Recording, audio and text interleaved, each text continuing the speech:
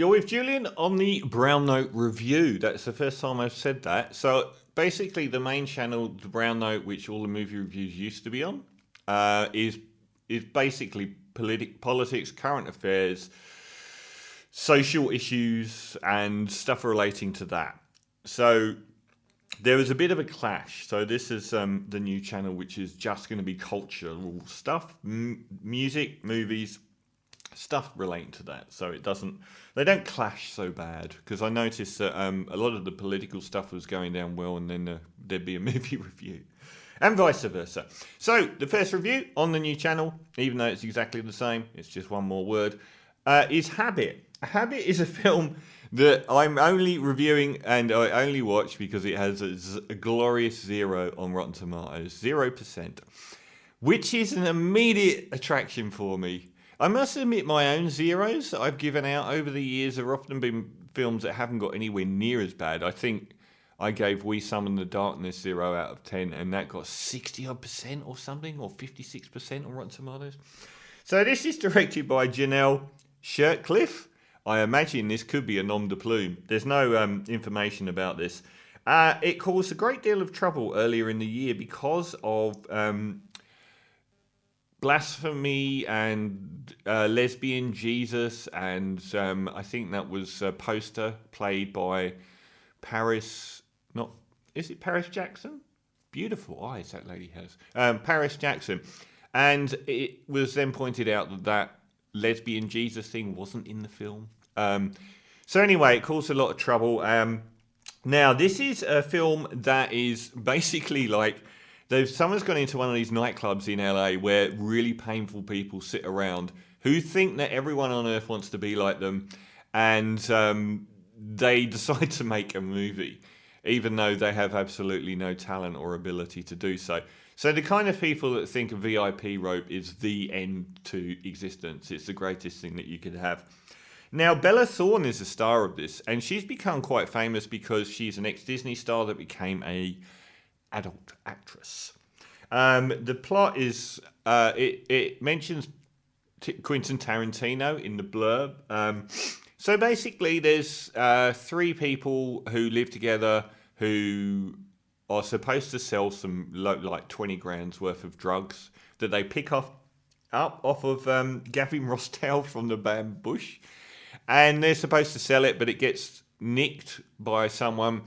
So then the people that Gavin Rossdale owns the money to, the big scary gangsters, they come after everyone and kill everyone. And the 3 girls go on the run. And that's a large part of the movie is down to Bella Thorne's character's religiosity. She grew up with this very deep love of Jesus, but also is a reprobate when it comes to sex and drugs, and that's where the movie tries its hardest to be controversial by mixing those 2 elements together, not very successfully.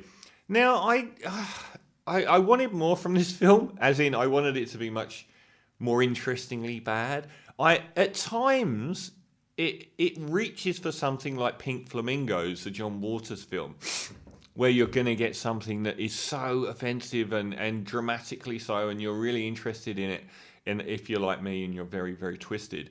But those moments are so few and far between. It never quite pushes that envelope. It does have the air of a film that is like a little kid swearing and thinking that he's being super obnoxious and challenging the status quo. I'm so sorry, I've got a sneeze coming. I don't think I've ever had a sneeze. Stay away. I can't be bothered to restart the camera. Oh, it's like I've inhaled some of the very bad things that they do in this film. And the other thing is there are some really painfully amateurish moments. So the acting is terrible. It's really bad. And Bella Thorne is by far the big name here. And she is listed as someone that made her name as a Disney actress of some renown, a child actress with a lot of acclaim. I couldn't picture that here. She doesn't have any more charisma or ability than the rest of them either. We get the band The Kills, And Jamie Hintz makes for a particularly terrible villain. And his fight with Gavin Rossdale, who is a terrible actor, is one for the ages. And I wanted more like that. It is a man cuddle, and how they thought that was an acceptable. It wouldn't be acceptable in a student video. How poorly done it is. And I wanted more of that. And a lot of the other cast, Hannah May Lee's quite. Is it Hannah May Lee? I think it's Hannah May Lee. She plays the villain above Gavin Rossdale, and she's got a lot of. The whole cast are like models and singers and people in bands and on the out and fashion models, and that's about it. And she's terrible as the main bit. Josie Ho. And there's a couple of others that live with Bella Thorne that are actually more interesting, and I wouldn't mind it being a buddy movie.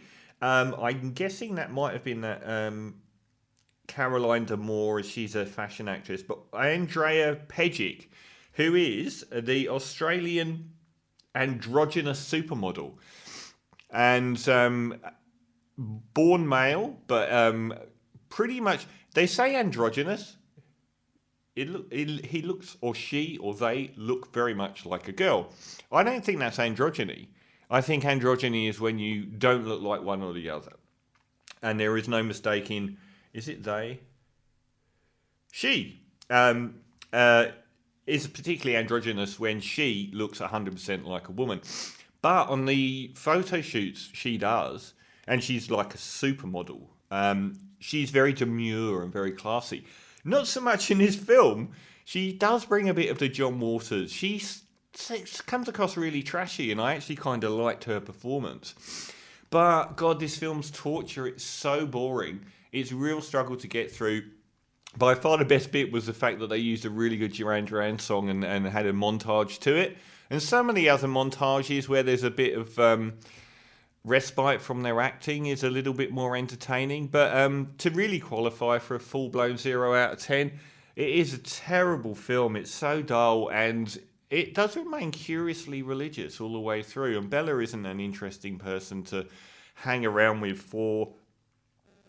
Well, it doesn't give you the runtime. I doubt it's more than 80 minutes, but it is pretty terrible. So, sadly, not enough to recommend as a true train wreck. And for probably 2/3 of the runtime, it's really dull. It's actually quite boring.